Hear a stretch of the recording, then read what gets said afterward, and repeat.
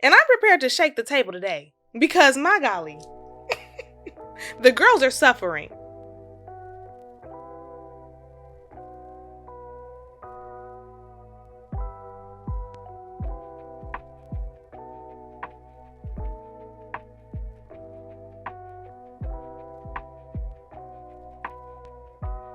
Hello everyone, and welcome back to another episode of Let Me Just Say This. Your girl is back on the mic with you today, and if you're not subscribed to the YouTube channel, go ahead and head over there because we got the recording, we got the visual. Hey, hello, hi to all y'all watching.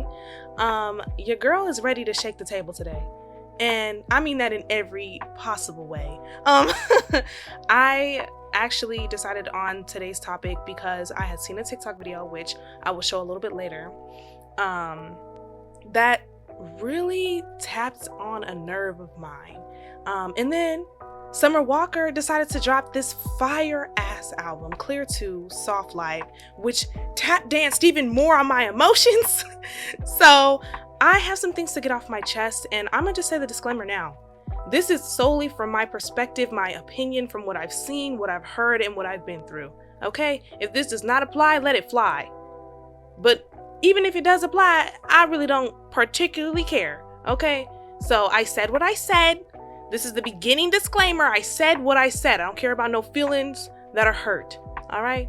So yeah, let's just go ahead and get right on into it. Okay, so I stumbled across this video on Instagram, but it's this lovely lady on TikTok. She had shared a video where she was basically discussing her frustrations with dating Black men.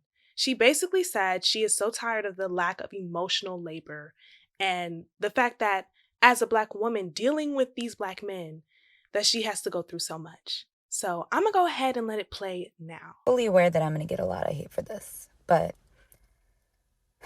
I am so effing tired of the amount of emotional labor that comes with dating Black men. I am so tired of the lack of commitment, the lack of support, the lack of encouragement, the lack of money. Like, I don't know what to do from this point on, but I can tell you one thing. My interest in dating another Black man is like 1% at this point. They want us to be ride or dies until they get their shit together, and then they don't want to support us in return. They don't want to commit to us. They don't want to marry us. But then they want all the benefits of being a husband without actually proposing to us. I need someone who's intentional in every single aspect. So when I saw that, I immediately thought, I really want to talk about this because I know so many Black women who feel the same way. And it is something we've discussed for years. This isn't anything new. This isn't anything like, okay, social media coming around and women think that blah, blah, blah. No. Women have been feeling this way. And when I say women, I'm speaking from the perspective of Black women, okay? And when I talk about this situation and this dynamic, I'm speaking from the perspective of a straight Black woman, okay? Who solely deals with Black men. I have never dated or even been with a man that wasn't Black.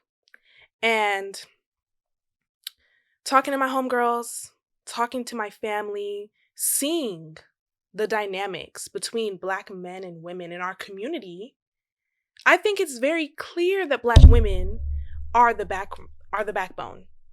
I think that is very clear that oftentimes we have to settle for less. We have to settle for the struggle. And why must we? Why? When we are so tired, there are the Serenas and the Gaborets of the world who are genuinely pursuing men who nurture them and cherish them and provide a soft life for them, and they aren't Black. And don't get me wrong, I'm not saying that Black men aren't capable. I'm not saying there aren't any out there because I know some who are amazing. I'm saying the prevailing culture loves to deny it, loves to gaslight us into feeling like we are the problem when really and truly, baby, we might have a contributing factor, but I need y'all to stand on that. Stand on that. There's no way this many Black women are speaking about all the shit they have to go through just to receive a healthy and honest and faithful and soft love from a Black man. Like, there's no way that it's just a coincidence. Now, Summer Walker dropped Soft Life. She has a song on there called Hard Life. And my best friend, she texted me, she was like, yeah, they're going in on her on Twitter because of that. Because essentially in the song, she says she's tired of seeing all these white women and Spanish women sitting back, being catered to, being helped in their household, being loved, receiving a lot of this softness from their men. And she's like, why are the women who look like me suffering? The women that I love, Black women, aren't able to receive this from Black men. And while I am 100% of the belief that it is important to keep in mind who you're choosing, I also agree that as a culture, Black women are kind of not treated the same way. And I feel like that's a given. I think we all know that. Like, Black women are treated like we are the bottom of the fucking totem pole. Mind you, a lot of people will praise us, but only in the settings that is convenient and aesthetically pleasing for them. So, in preparation for this episode, I decided to take some notes on exactly what I wanted to touch on. I know I gave like an overarching opinion of mine, and that really sums it up, but I'm going to break it down just a little bit further. So, to start off, I mentioned it earlier, struggle love. I have never seen a love between a Black man and a Black woman, like in my household or within my family, that didn't involve some sort of pain, that didn't involve some sort of struggle, and really where the woman wasn't the party holding things down. A lot of the relationships that I had seen growing up were giving struggle love, be it abuse, be it cheating, be it financial issues, lack of commitment, lack of security and stability in the household from the side of the man. I had always seen struggle love. I've seen my peers in struggle love. I have seen my siblings in struggle love. And so for me personally, I never recognized that I was in a struggle love relationship with a Black man. Mind you, I was with a man who was really, in my opinion, was transitioning from being, a teenager to a grown man, because we met really young. However, I was in a struggle love relationship too. And it wasn't necessarily that he was so bad to me for the majority of our relationship, but it was more so that I had to carry us in a lot of different ways. Emotionally, financially, I was a security in that situation. And of course I stayed because I loved him. And I thought to myself, well, if I love him and I hold him down now, then he'll pay me back on the back end. And the reality is, a lot of Black women who are in these struggle of relationships or feeling like they have to suffer in order to really prove to a man that they're down for the cause, that they're down for them, and that they're worthy of love, genuinely end up making that man better for somebody else. They end up with nothing. A lot of the time, I don't know, child, I'm sure somebody's going to point out a relationship where the woman stayed down and suffered through a bunch of bullshit that she didn't have to, and then it paid off in the end, right? But how much sacrifice? How much should we sacrifice as Black women in order to prove to a Black man that we're worthy of commitment, of love? That isn't hard. A love that is not hard. That we're worthy of devotion. Like, how much do we gotta give? I personally don't and cannot foresee myself in that situation again. I need devotion from the go. I need to know from the jump. I don't ever want to struggle again. I don't know who out there needs to hear this shit, but you do not have to suffer for love. You do not have to suffer for anyone, or you don't have to prove anything for love. It should just come. You shouldn't have to work so damn hard for it. which is why I don't understand why Black women, when it comes to Black men, have to prove so much. We have to prove so much just to get a sliver of something. That shit will never make sense to me. And that really is a segue into the next thing I want to touch on, which is feeling the need or the responsibility to fix and help these men. When Black women say we need a man that has X, Y, and Z, we get shit on. They tell us we are asking for too much. They tell us our standards are too high. They tell us that we are conceited or we're delusional, thinking that we deserve that much, right? But when these men are down and out and they need help, who comes running?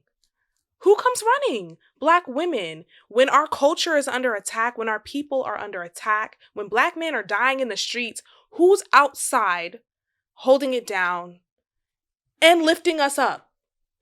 Black women. And I think we have this cultural thing where we feel responsible for everyone. You know, everybody has the big mama who took care of everybody. Everybody got that granny or that auntie who hold everything down. Ain't nobody really holding her down though. And she just feels like, okay, well, this is my part. This is my role. I remember when I was younger, I felt like I have to help him. I have to help fix him. I have to help lift him up so he can reach his aspirations, because that is my job, to push and further the success of my man, which then will further the success of my household. And now we can flourish as a Black family. And if anything, that seems good and it sounds great until you realize that you're not receiving anything in return. Until you realize, like I said earlier, you are essentially making this man better for somebody else. I've learned that I am not responsible for fixing anyone. I'm not responsible for putting together somebody else's pieces. And as far as love is concerned and being with a Black man, I need you to come whole. I need you to come whole. And mind you, this is something I'm still working on, because I still ain't found nobody that genuinely is whole and all together. So I'm like, okay, these are the things that are absolute non-negotiables. These are the things I can kind of, But I think in a sense, it would be nice to not feel like I have to hold up somebody, to not feel like I have to compromise my comfort and my peace and hold someone down and fix everything for them. Maybe that's just how we're raised. I think Black women, especially, we talk about the eldest child, the oldest sister, feeling like we have to take care of things. I think that's just ingrained in us, especially those of us who are natural nurturers. It just seems like the thing to do. And I had to learn the hard way. Not my job. Not my job to raise a man. Shout out to K Michelle. Can't raise a man. Not my job. Absolutely not my job. Now, this right here, these next two things I want to hit on: colorism and misogyny. These two topics, they hate this shit. They do not want to talk about this. Now, Summer Walker said women that look like her. If you've seen Summer Walker, she's a brown-skinned girl, okay? She essentially, I don't think, was talking about me, right? Even though I am a Black woman, there are a lot of ways in which I benefit from colorism, especially when it comes to dating. I think there's this normal thing of anything closer, I mean, not normal, but the common prevailing ideology of these men, not all, but some. Let me shut up, because honestly, I'm not going to give y'all no grace. A lot of Black men. They may love Black women, and they may say, I love Black women with natural hair, I love them with locks, but the women that they pursue do not reflect what they say that they love.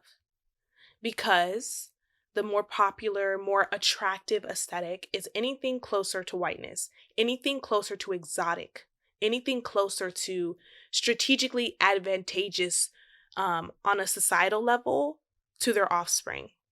And so when these men are choosing who to be good to, who to be soft to, who to give a soft life to, I do think colorism comes into play, because the women that they deem less attractive subsequently tend to be the darker women or the bigger women or the women who don't have the softest features. Those are the women they're saying aren't worthy. Those are the women that they're not giving a soft life to. Those are the women that they're dragging through the fucking mud. And mind you, these women are beautiful.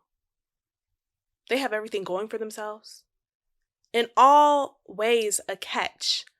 But that sprinkle of colorism that exists within our community as Black people really, really taints the dating system in a very bad way. And I've had men come to me and tell me, yo, in a way that I think they meant to compliment me, or they thought they were complimenting me, and would be like, yo, I would love to be with a woman like you, light skin, curly hair, we would have some pretty babies. I just think to myself,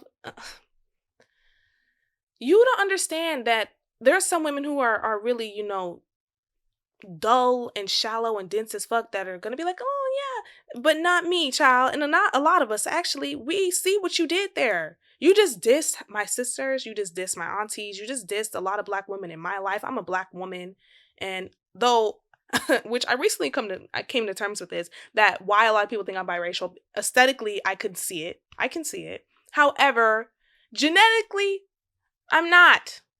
Both my parents are Black, both their parents are Black. There's no immediate biracial anything over here. I'm a Black woman, I just happen to be high yellow. Thank the slave masters, okay? But they think when they come to you like that and treat you on like they put you on a pedestal as if you're supposed to be flattered. And I'm like, I am absolutely not flattered, because you're showing me what type of man you are. Nobody wants to date a colorist. And a lot of these men won't admit that they're colorist either. They won't. You see these Black men who don't date Black women ever, will never date us. Not even me. And I'm light skinned, wouldn't even date me. Will go out of their way to date anybody that's not Black and then shit on Black women. And the thing is, from my perspective, I don't really care too much, because I don't want you anyway. You're not the type of Black man that I would want to be with. But I can understand how hurtful and how painful that rejection can be for a lot of Black women. And like I said earlier, the Serena Williams, the Gabbies of the world, who really were told that they were ugly, too manly, too not good enough. And you're being told this by who? Black women, we are raised to love our men. Contrary to what some may believe, we are raised to love our men, only for them to come back to us and tell us, yo, you're not good enough for X, Y, and Z, and thus I'm going to date the other.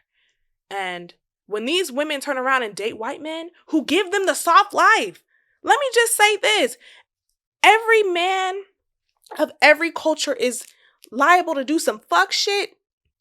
But if it's one thing I have seen, is that when these Black women go and date white men, yo, cherished, supported, loved, literally down, deep. Genuinely, I feel like I can go on about this for days, but my battery is about to die, so let me go ahead and get on to what I really want to talk about and what I really want to say, because these are all things that Black women have been saying. We have been saying we are tired of struggling to find love with Black men. We are tired of struggling to find something soft and be able to relax and live an easy life. Black women are tired of living hard lives. And thus, I think today's Black women ain't listen, nowadays, Black women are not with the bullshit no more. Okay? If you can't get right, you can get the fuck gone. And that's how we're moving. Because next 15-1 coming, there is no more, well, I'm going to stay and I'm going to hold him down. We don't do that no more. I don't know who needs to hear this, but we ain't holding y'all down no more. We're not waiting for y'all to get right no more. We're not waiting for y'all to get y'all money right. No, you need to come together. You need to come together, especially if I have all my shit together. Everything around here, I make move on my own. All my bills, I pay on my own. So I need you to come together. I need you to come with your shit together. I need you to come with something. And if you and preferably match it. Match what I got going on. You know what I'm saying? At least, my gosh. We ain't with the fuck shit no more. I'll say that. And the battle between us and the culture, the battle between black men and black women, cause these conversations are volatile. Like, they suck every time. I've never seen a conversation where I felt like, yeah, this was a healthy conversation. They always end up with some bullshit. And I will always say I love black men. I want to see black men alive. I want to see black men flourishing. I want to see black men in love, being loved, happy.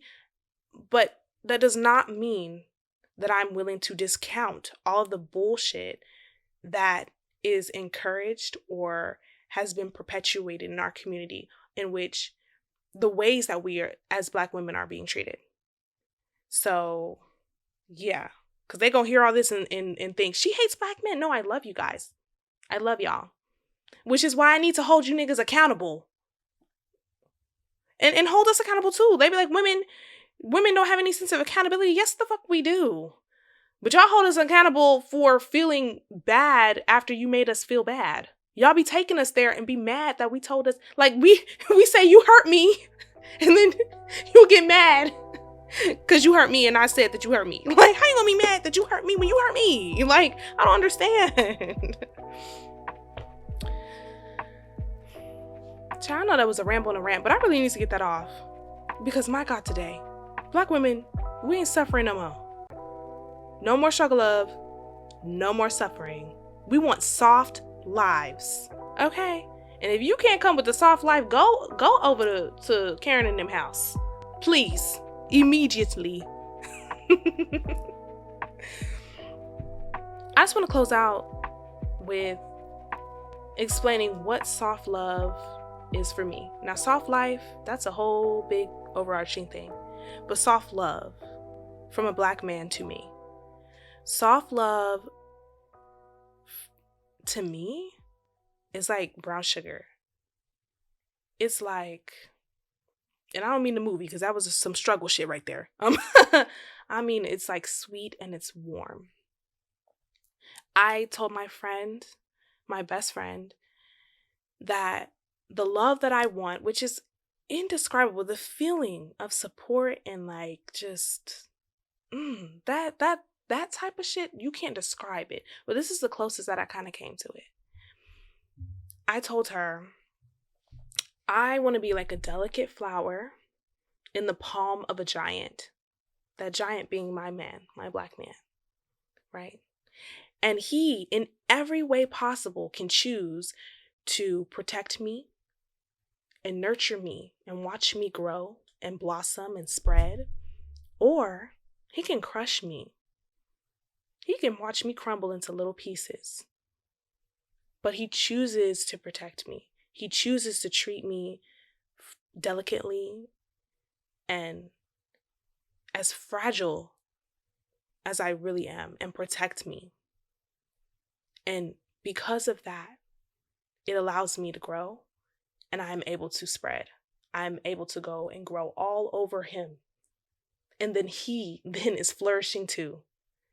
That is soft life and soft love for me. Soft love is support. It's trust. It's commitment. It's honesty. It's just knowing like, yo, I can rely on you. And I know you love me and you have my back and you will be there for me. And life does not have to be hard with you. Life can be easy. That's what I think soft love is. And I think everybody, regardless of race, creed, or whatever, deserves that type of love. And I really hope that any black women out there listening to this, if you feel like you are suffering and you can't have a soft love and you're given a hard life by somebody, baby, it is time to choose yourself. Give yourself soft love. Give yourself the soft life in the best way you can. And I promise you, one day, that black man will come by. He'll come right on time. I firmly believe this. Don't give up on love. Please don't give up on love. Please don't give up on black men. I think it's possible still. Okay, Bartholomew, my son is over here ruining the moment. I think it's possible still, but it will take a whole lot of work. So yeah, that's my TED Talk. That's my rant for today. Thank you guys so much for watching. Thank you so much for listening. Tune in to next week's episode. I don't know what we're gonna talk about, but it might be something. Cause baby, the comments on the last episode's post on my Instagram page. If you don't follow the Instagram page, baby, go look in the details. Go look in the notes. The Instagram page is there. The links, not the LinkedIn, the link tree is in there. Go ahead and follow the podcast page because it be going up over there sometimes, and I need y'all to come because, baby, I'm not finna be fighting for my life alone. All right then, until next time.